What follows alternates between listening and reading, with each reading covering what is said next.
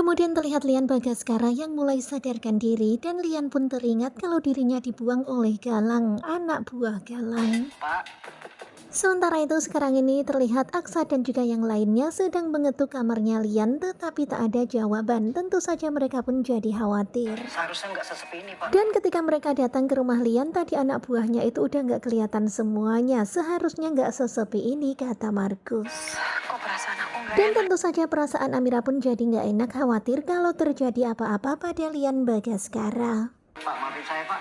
Terpaksa, Pak. Amira khawatir kalau Galang dan juga anak buahnya melampiaskan kekesalannya kepada Lian Bagaskara dan berbuat sesuatu kepada Lian. Kalian, Dan pada akhirnya mereka pun nekat masuk ke dalam ruangan Lian Bagaskara dan ternyata di dalam tak ada siapapun.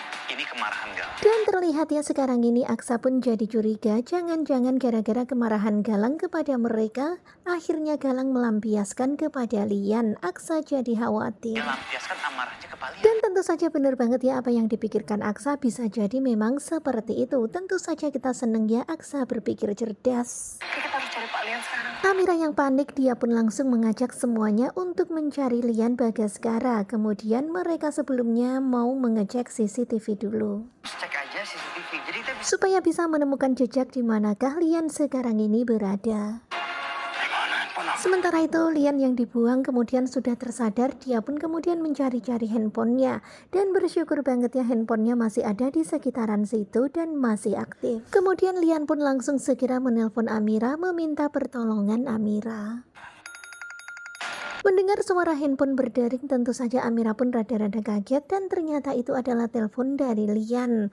Kemudian Amira pun disuruh untuk langsung mengangkat telepon itu. Angkat sayang. Dan tentu saja senang ya karena mereka mendapatkan petunjuk telepon dari Lian. Semoga saja mereka akan segera menemukan Lian. Amira.